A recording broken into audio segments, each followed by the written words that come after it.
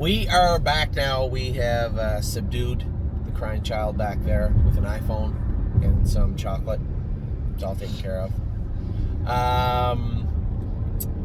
Addie has been going to bed quite late lately and sleeping in, but we had to get up early today because I have to get to Northfield Park.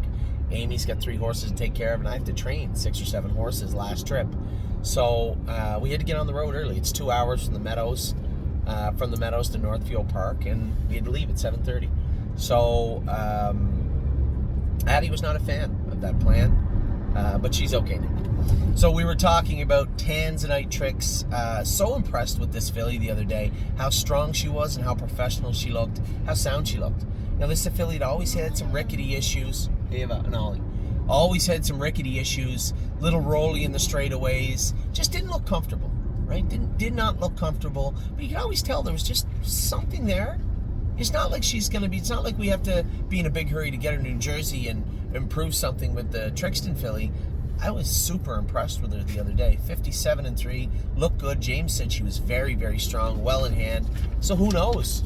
Could be a bright future for this filly coming, but man, oh man, she looked some kind of good the other night. I touched on Adrenaline Rush and Peanut. From Grand River and George, and Mario did a great job driving Adrenaline Rush. Travis did a great job driving Peanut. Both were winners. Who else won? Nobody that I can see. Adrenaline Rush. Oh, Judy. Talked about Judy and how good she was. It's more of a training mile for her. Man, oh man, she just looked some kind of good the other day. I was just so pleased and so impressed with her. Can't wait to see her the rest of the summer. Now, her schedule is a little chaotic, a little crazy. Last week, next week, and then a month to the final, and then after that final we have to wait another 2 months plus for the next round of stakes. And the reason that is because of the race dates being screwed up and the calendar being screwed up. So not the end of the world. I think it might actually work in our favor, although we won't be able to do this with other horses. I think what we can do is after that first round of stakes, turn Jazzy Judy right out for a month. Let her grow up even more and fill out even more, get even stronger. Then have her ready to go in Dover. This will give us an opportunity to race her through the first part of the winter into the spring. Now, I'll be honest, I said this to Jimmy. I know the Delaware breds aren't usually and historically, right now anyway, strong horses. This filly, I put up there with all of our 3-year-olds. She's a legit nice filly. I think she could trot in 56 right now at the Meadows, and that puts her in contention to race in a lot of different races. This could be a good 4-year-old for us. So Jazzy Judy, I think we're going to race her through Dover into the winter, maybe even into the spring, and then stop her and let her fill out again like we did with Globetrotting. Time frame's a little different, but kind of like we did with Globetrotting, and see what comes back. This filly really is a nice filly, and I can't, although the calendar's a little screwed up, we'll try and turn lemons into lemonade with that particular calendar in Delaware. Who else and what else took place? Now, we had, as I said, off the start, Globetrotting, Simba, and Path of Totality all qualified great. Now, the 2-year-olds that caught my eye, I am going to do a top 10 list this week. I'm going to be very interested to also do the 2-year-olds, talk about the 3-year-olds. But when talking about the top 10 list, it'll be tough not to talk about Bomb Hugger. What about Oliver? What about last half in 56-4? Over Northfield Park the other day, 1 mile and 58 last quarter in 28 seconds flat, virtually all by herself. I had told everybody, and you guys, this plan has come to fruition from way back in February. Remember the time I went with her and I said, I can't go with this filly anymore. Ollie, I can't go with this filly anymore. She's too good right now. She feels like she should qualify right now. I don't need to go with her anymore, and I'm not going to. And I didn't go with Bomb Hugger for quite a long time. Travis went with her last week, and did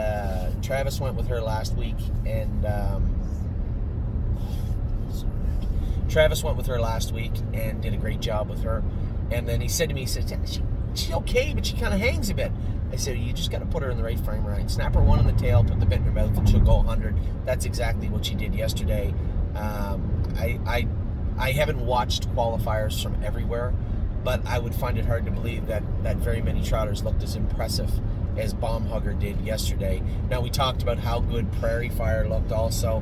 He looked really, really good. Somebody said, well, maybe Prairie Fire should be the horse to go to the next generation. Okay, but no. Voyage of Ice and Fire, I think, is a very good horse. I think he's sitting on a big mile, and it wouldn't shock me if he went out and won a 58 handily on Sunday evening. So Bomb Hugger was great. What about Of Tom? I had said to Amy, she goes, "Oh, you couldn't win by more than 16." I think that was sarcasm on your part. I want to go mile 59 with Of Tom. It's not my fault that horses were breaking or couldn't keep up. I think Hill of Magic went a good mile. Hobbles looked a little tight on her pulling up. Now, this is a filly we trained down with no hobbles, then we switched to belly band hobbles, and now she has the back to the bike ones. They're anchoring her a little bit. They need to go out. I said to Justin pulling up, I said, "Those hobbles look a little snug." He goes, "Yeah, I let them out, but they're still tight." Well, we got her qualified anyway. Another filly that I think we'll have a good summer with, but Of Tom was simply awesome. A big giraffe, just went out and did her work. And I'd said to Amy, I don't know that we've had a more flawless, beautiful gaited trotter that I've had in my life. I can't think of one horse that floats over the ground and feels so confident as Of Tom. I'm not saying that she's the best horse we ever had. I'm not saying that she's the best horse in Ohio. I'm not saying she's an awesome horse. But I can't ever remember having a more gifted trotter than that filly, especially at this time. She just looked so good. Rose above it, as I said off the start, looked incredible yesterday.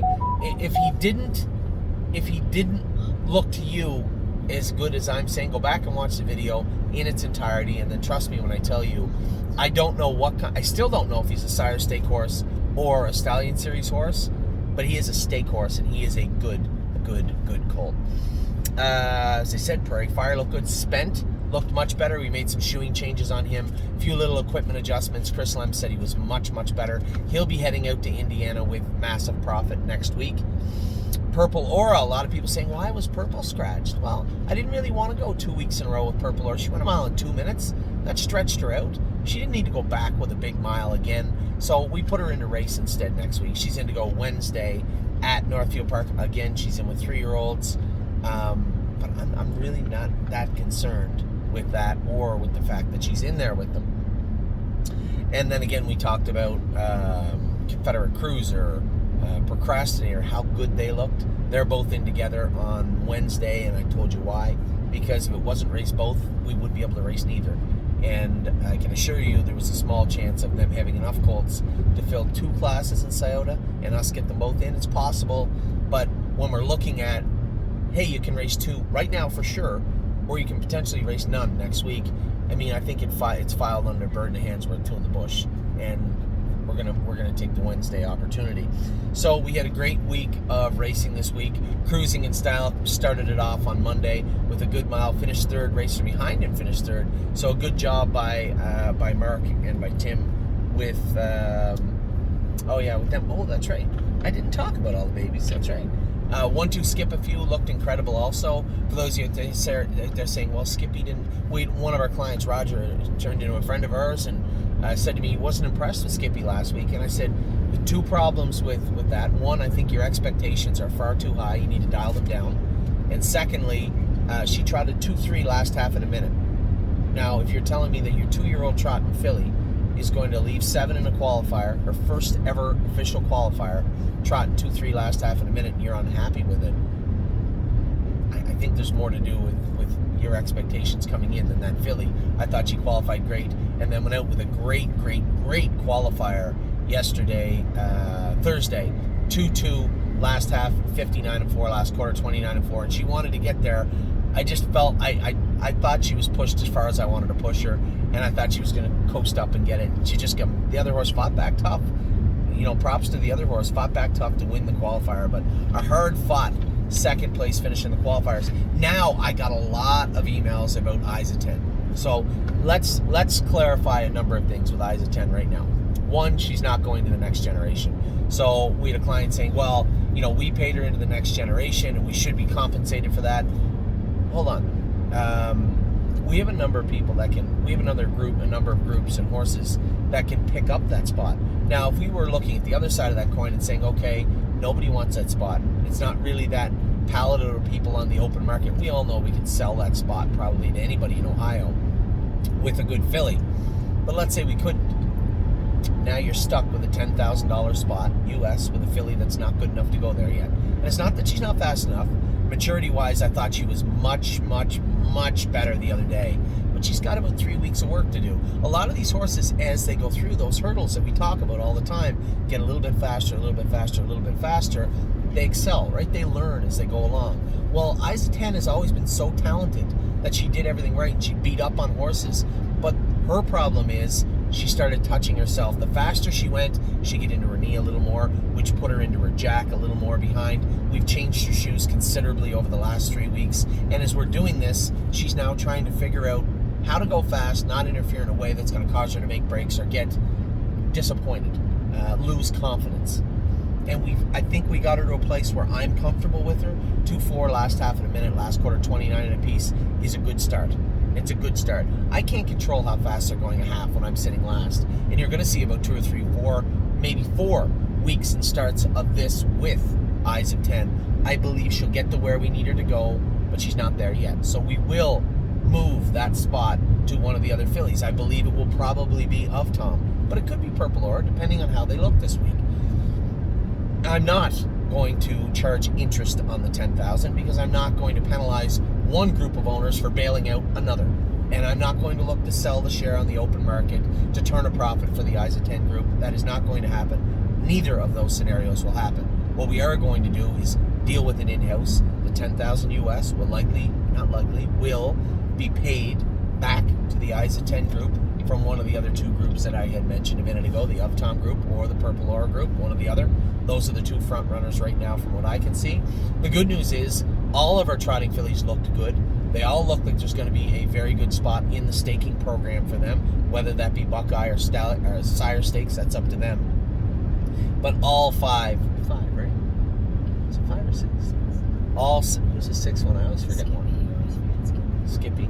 All of our fillies look good. You know, you look at everybody was complaining and concerned about Pete. 2-1 last half, 59 last quarter, 29 apiece last week. Looked great. We'll look for a spot for her this week, whether that be a qualifier or a race. 1-2 skip a few, great qualifier again. Then we have Purple Aura, Of Tom, Isa 10. Who's the other one? Hill of Magic, that's right. All the fillies qualified good and looked good. So, that out of the way. Voyage of Ice and Fire, 99% sure he's going. I would say 100, but this is horse racing. The filly division, Isa 10 is not going to be going to the next generation, which is completely fine. We'll transfer that slot to either the Of Tom or Purple Aura group. We'll figure that out this week. And that group will be politely asked to reimburse the Isa 10 group. So we'll simply debit that particular group and credit the other group. And then on the pacing side, I know there's been people making some waves about Confederate Cruiser going, and I know he went faster, I get it, but you're going to have to follow my lead on this. Procrastinator is the horse to go to the next generation. We're going to have a lot of fun with Confederate Cruiser this year. He's just a type of horse where he's going to do everything he can all the time. It's important that we manage him properly and not ask him to do more than he's willing to do. So, starting off a little quick recap of the week again. As I started with a few minutes ago, Cruising in Style, race great, finished 3rd. That's my girl. A lot of people said, she's 3rd. She was awesome.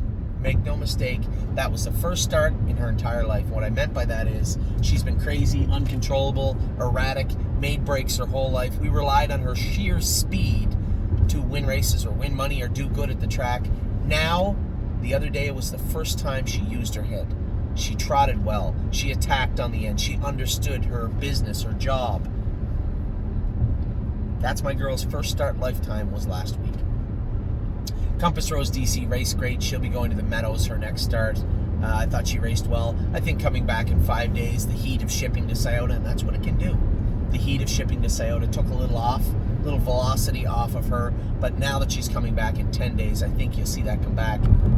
Very happy with Compass Rose DC on Monday, and then Peanut just jogged in Grand River and looked good doing it. He's going to go to Georgian Downs on Tuesday, and it looks like a good class again for him. Then Tuesday, Welland Down. We had sold Welland Down before the race, changed hands after the race. If I had it all over to do, I think we pull her hobbles in a little bit. I think she wins. She made 3 breaks and was beat a length, so I think it's only fair to assume had she made less breaks or no breaks, she was headed to the winner's circle at Paulding. Nevertheless, good luck to Bill and his crew with the filly. She's proven that she's a very, very nice filly, and they had bought her to race her and breed her at the end, and we'll be keeping an eye on both her and her offspring. Very nice, gritty filly, and I loved everything about her. Northern Blizzard, James only found 4 or 5 blind switches with him on Tuesday, but I understood, looking at the class, there were some legitimate good horses in there, and I think they kind of caught James off guard. One, that he was so good, and two, the way that the race transpired. I think he thought he was going to slide through the inside, and he got shut off a couple of times. Horse raced great and showed a lot of composure to do his work well. Now, I told everybody I wouldn't be scared to bet him again. There's no cakewalk this week. There's a lot of really good horses in there. I would absolutely not say he was a layover, but at the same time, he'll go away with good odds, and I'm not a gambling man, but at the same time, it's only a matter of time before Northern Blizzard breaks through. He looked fantastic last week. He's going to have to bring his A-game plus this week, but he is coming in red hot and sharp. War We Welcome was flat the other day. James told me she never picked the bid up. Now, the problem with War We Welcome before has been how hot she was. At the Meadows, she made that break on Hunter behind the gate. She was hot, climbing all over the horse in front of her at the Meadows when I won in 56 with her. Now she's losing. She didn't have that grittiness, that pop. I will not use the word grittiness with War We Welcome. She did not have that pop and that grabbiness to her behind the gate. So does that mean that she was a little sick? Does that mean she's a little worn out from shipping around? Or does that simply mean that maybe the allergies in this allergy season is bothering her? I told Carmen wanted to make some changes. I said, when you're training her, if we see this become a trend, I suspect it is more allergies than anything, in which case we will change our approach to racing. War We Welcome. Adrenaline Rush was great, and Better's Hope was good too. Make no mistake, we had a couple of people saying, Better's Hope's he might do in the grassroots. Well, he might, but he's never going to race in there, so I doubt he'll do in there. He's not a grassroots horse, but he is an effective horse. Now, keep in mind, I don't think Adrenaline Rush or Brilliant Corners are grassroots horses too, but there are a number of places that we can race them. I have absolutely no issue with any of those 3 colts. I was impressed with Better's Hope. Showed a lot of grittiness, and I know Pat, one of our clients, said, he's running in real bad. Well, we got him hung up to run out. We got doing the best we can. We've had him to the vet. We've changed his equipment. There's not a whole lot more we can do for Better's Hope other than put him in a position to do well. Mario certainly did that, drove him great. The horse raced great. I was really, really impressed with Better's Hope the other night. Sweet Ambitions, again, just a clunker and a grinder, but she's picking up checks, and there will be classes waiting for her in the fall. It's inevitable. She's already won in 56, and whether you say it was hot that day and the track was good and a million other things that may or may not have been accurate, she did win in 56. There's no denying that. Why didn't anybody take that lane? Oh, this guy is. You go ahead, sir. No? Okay. Well, thank you. There's no denying that might be sleeping. How you doing, sir? There's no denying that Sweet Ambitions can go. Thank you. That Sweet Ambitions can go fast. She's got a little talent, but I think as she puts that racing muscle on, it will inevitably get better. She did have allergies last summer also, so as we get into the fall, is she going to get better? Yeah, she will. So we'll keep her around. She's an effective horse. She can pick up some money and continue to race well in the States or in Canada. So, thank you very much, sir. So Admirable raced well last week. Now, Mark said he put a snake cord on her for the first time, and she didn't like it. I don't recall. Kevin never liked the snake cord, so I guess it's likely she never wore one. For those of you that are horsemen out there, that's a cord that'll go through their mouth. We wear quite a few of them on the hot trotters, some of the pacers also. He said he thinks the complacency, that lack of drive the other day was simply from the cord, and it is possible. It is possible. It is something that happens. So if that's the case, then take the cord out of her mouth, put a mini bit on her. But she looked comfortable the other day. She didn't look to make a break.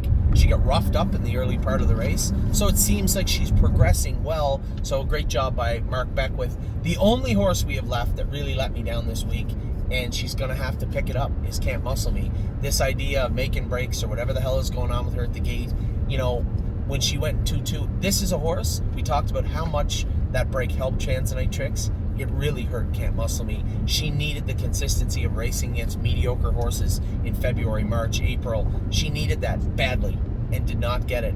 And unfortunately, she's stuck in a position she's stuck in a position where, is she good enough now?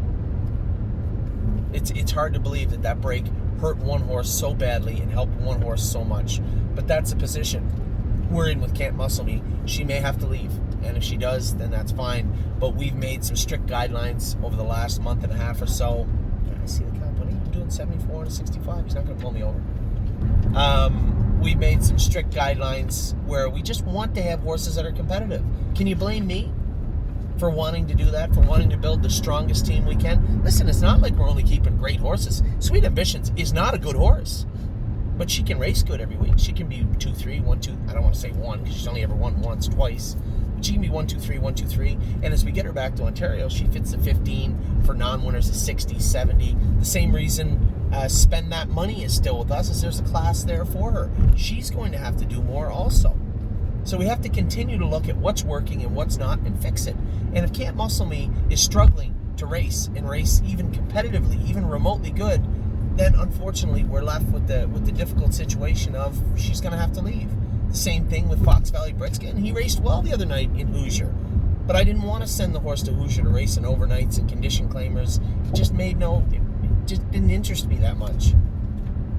So good for Mike, but that's the way it has to be. So if Can't Muscle Me can't pick it up, then she is going to have to leave. We talked about Jazzy Judy on Wednesday, how good she was, just jogged. There's no other way to put it. It was a training mile for her.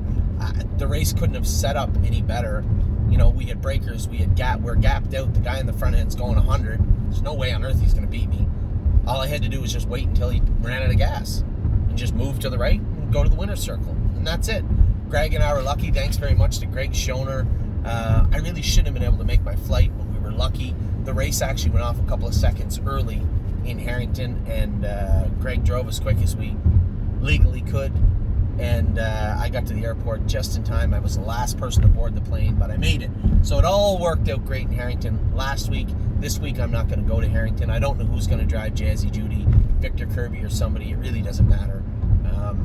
It shouldn't matter. And this is racing. Never be too confident. But at the same time, she was flawless, did her work well, and really won quite easily. Has drawn an extremely favorable class again. So I expect Jazzy Judy to be very good on Wednesday.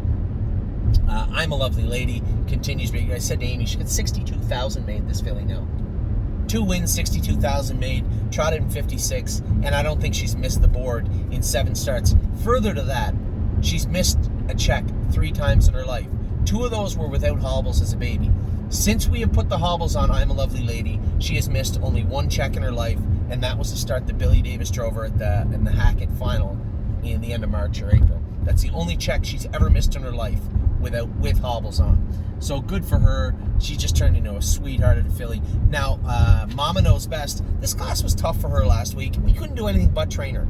8-hole in with aged horses and geldings. It made absolutely no sense to race her any other way than Luke Ebersol raced her. So appreciate the fact that he took care of the filly. It just, no luck. It was a crappy race. Next week, she's going to the Meadows. I think she's going to race in the Meadows on Thursday. You might say, why? It's an easier class. She'll trot 55, 56 over the Meadows, no problem. Snap her off the gate, drop her in a hole. I think Mama Knows Best is going to love the Meadows on Thursday. We opted to race Path of Totality. You want to beat up on Mama Knows Best? See how you like Path of Totality on Wednesday evening at Northfield Park. I believe it's a great class for both horses. One, Path of Totality's class here is good, and I believe the class will fit Mama Knows Best better heading into her next Buckeye engagement. Thursday, we had no luck. No luck. We had probably one of the best qualifying days we ever had. Just an incredibly great day at the track. But pari-mutually, Tanzanite Tricks was awesome. Looked like, if you'd have said, Anthony, what's the best you think Tanzanite Tricks can look on Thursday? That would have exceeded it. If you'd have told me 58, finished second, closing on the end, but maybe she won. But for her to be wrapped up in 57 and a piece, that exceeded my expectations of her. I was so proud of her. Cindy has done a great job with that filly in Ontario for Jason, and James drove her great. Just A-pluses all around for the horse, the caretakers, the trainers, and the driver. She looked incredible. Brilliant Corners was depressing to watch this horse. I think and thought this horse was better. I don't know if I'm wrong yet. I'm not willing willing to give up on him. I'm not willing to say I was wrong and he's not as good as I thought. I talked to Harry. I don't think Harry loves him because he's a hard horse to get along with. He pulls, he's hot, he's not a very nice horse on the track. Infinitely better than he was last year. Do you remember what kind of a lunatic he was last year and how hard he was to train down? How hard he was to race? But he's not the same horse. Now I think it's go time. Harry just said, you know what? You got that War We Welcome filly with Carmen. Why don't you send the horse to Carmen? And I appreciate Harry saying that. It means a lot that he says, in his mind, maybe he is a better horse, but he's not going to be for me. And I appreciate that. So I called Carmen. Carmen has picked up Brilliant Corners, and Carmen Osiello will race Brilliant Corners next week and beyond for us. Even if he's no better than he was the other night, he'll annihilate a class at Grand River or Georgian Downs. So although he didn't do the 17.5 condition claimer at Mohawk, which he may or may not do in the future when he gets tighter, he most definitely can do those other two classes. I think he's a better horse than Blue Monk, and I think Blue Monk will win in those classes at Georgia and Grand River. So Brilliant Corners was good, and then Aglariam made a break. Dave Palone come up to me and said, she just got a little grabby. He said, if I had just moved her to the outside, I'm fine. I agree, probably. But I think Tim was concerned that she was going to make a break and just really asked Dave to go easy with her. She was the best horse in the race by far. Just get a flat line. If you can go a line with no X's on it, she is going to the winner's circle in that class. Just unfortunately, we couldn't get it. So she doesn't have to qualify, but I did. Finally, the problem we had was she has that bump on her left hind leg from hitting. I wanted to get her out to a rehab facility where they can laser it, shock it, swim the filly, put her in the aquatherapy. And the problem with everywhere right now, not just the U.S., you're going to find it in Ontario also, no one wants to work for some reason. There's help wanted signs everywhere that I've been. It doesn't matter whether it's Starbucks, McDonald's, or especially in horse racing, it's tough to find people that want to work. And Kevin Johnson's rehab facility, he was short. He said, Anthony, I want to take the filly. I just can't. I can't do a half-ass job for you, and I couldn't do it right now. He said, there's just too many horses out here. So he finally found somebody to work, and the second she was able to go out, she did. So she's out right now at that rehab facility. We'll race her in a week or so. And as I said to everybody, make no mistake, there's nothing wrong with her. She's a super fast filly. And she can only make so much money at a time. When she wins her next race, she's out of the non-winners of 3. When she wins a couple of races after that, she's out of the non-winners of 4, or winners of 4, not more than 6. But you can only do that once. Once you've won 3, you've won 3. And she'll make that money, and whether she makes it now or in a couple of weeks, make no mistake, there's lots of money to be made by this filly. She is a very, very good trotter. Let's just do it right. So with Aglariam, yeah, it sucks that she made a break, but she won't in the future. We'll get her wrapped up. And then Friday was yesterday. Spirit of Dio made a break. A few little kinks we got to work out with her. She just wasn't good yesterday. She's allowed to have a bad race once in a while. We'll get the kinks worked out of her. Harlan L, which is Hope's Reprise now. No disrespect for Harlan. He tried his heart out. I'm never going to say anything negative about a horse that tries, right? If he's not a stake horse, we likely will sell him. And I don't think he is a stake horse. But as I said to Jeff Gurrell bred him. Little E LLC. Jeff Gurrell owns the Meadowlands, bred the horse. He still owns a quarter of them. And he doesn't want a horse that's not a stake horse. But at the same time, he said, I'll follow your lead, whatever you want to do. I said, you know what? If it was just you and me and it was only about stake horses, I'd sell them. It's not. We have other partners also. And giving the horse 3 or 4 starts because he deserves them is fair. It's unfair for me to say, no, I don't want to give him a chance. I don't think he's a stake horse and I don't think he's good enough. But you know what? He deserves a chance to show that he is or isn't for sure. And it will take 3 or 4 starts to do that. So we're going to give Hope's Reprise his 3 or 4 starts. We're going to race him. That's the plan with Hope's Reprise. Rose Above It looked awesome yesterday for the Rose Above It group. Make absolutely no mistake. He is 100% a stake horse. I just don't know whether he's a Sire Stake horse or a Stallion Series horse. If I looked at him, I'd say, oh, it's a Stallion Series horse because he's a little midget. He can go fast, and he does nothing wrong now. He is, any driver would love to drive that colt. Hey, just put his nose on the gate. If you want to leave, just tap him on the tail, leave. And if you want to take him off the gate, just grab a hold of him. He'll let you. Just take him off the gate. You can put him right on the back of the guy in front of you. He'll never make a mistake. And if you happen to hit a wheel once in a while, he'll forgive you. He won't run either. He'll just keep going all day long. I don't know how fast he is. I know he's a winner yesterday in 58, as I said he would have been in my video, with the little tangle or whatever. I don't care. Whatever happened, happened. At the end of the day, I could have shoved him down in the passing lane. My contention is still very clear. I'm going to make it very clear right now. When Mr. Wade made the break, he has to 100% get out of the way. And he didn't. I was anticipating, I see him make the break. I'm anticipating you move your horse into safety out of the way, because that's your job as a driver. He didn't do it, and everything that took place after that was precipitated by his lack of moving his horse out of the way. If he moves out of the way, I pop out of the 2-hole, gone, jogburger. If I drag him into the pass lane, he still wins. Whatever, it happened. But rose above it was nothing short of awesome yesterday. Tiger, I don't want to get into Tiger. He threw a clunker in. Yeah, my foot might have inadvertently touched him in the hock. Okay, he's 5. I don't want to make excuses for White Tiger. He didn't race great. He was going to be 4th without a break.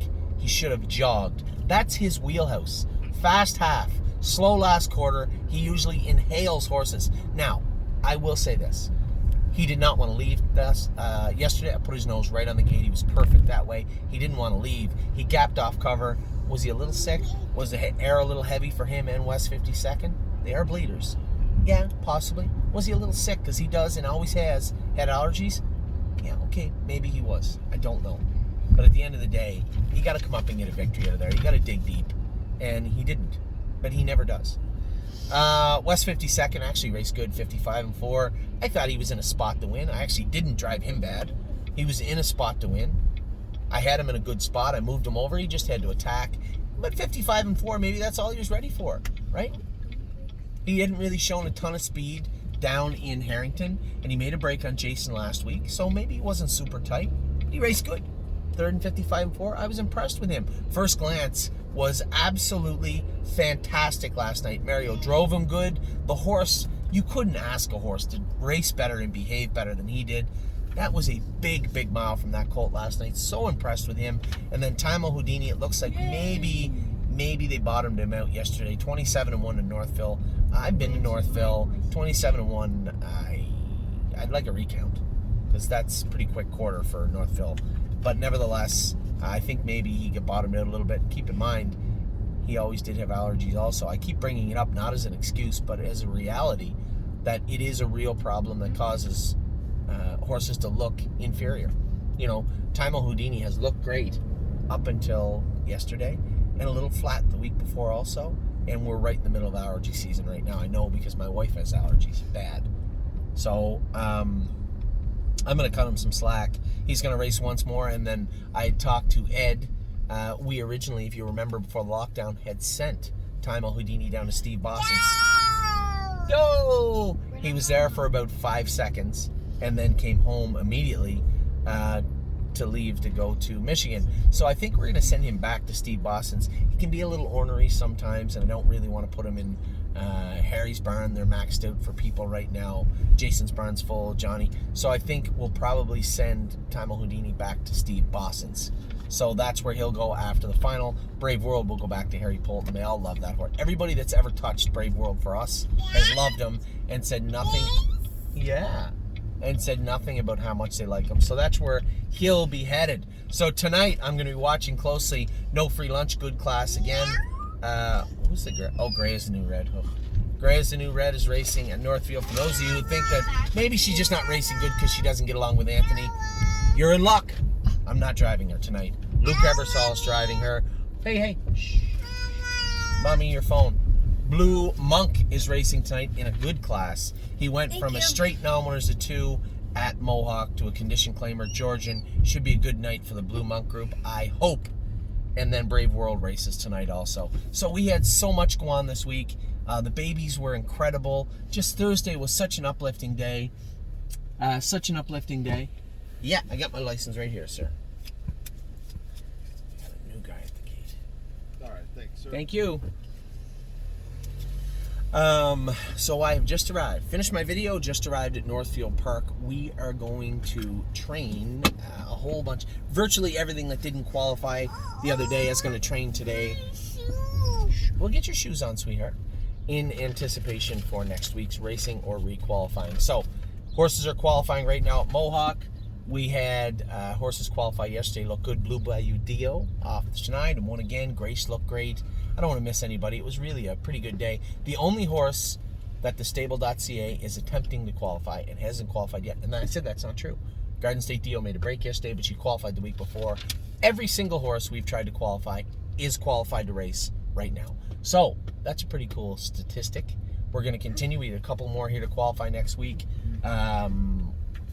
Duke Dio is going to qualify. Now, as I said to everybody, 3 Points not ready yet. He'll be ready when he's ready. He's looking good, but we're going to do this right. You only got one chance to do it right or do it wrong, and we are not going to do it wrong. So, Duke Dio next week, and then at some point in an undetermined date in the future, our boy 3 Point Blue Chip will go. So, I have to leave now. We get 6 to train last trip. It's not supposed to rain, is it? I will talk to you all very, very soon. That's your opening. We still got tons to talk about. Top 10 lists and 2-year-olds and 3-year-olds. Be back in just a minute.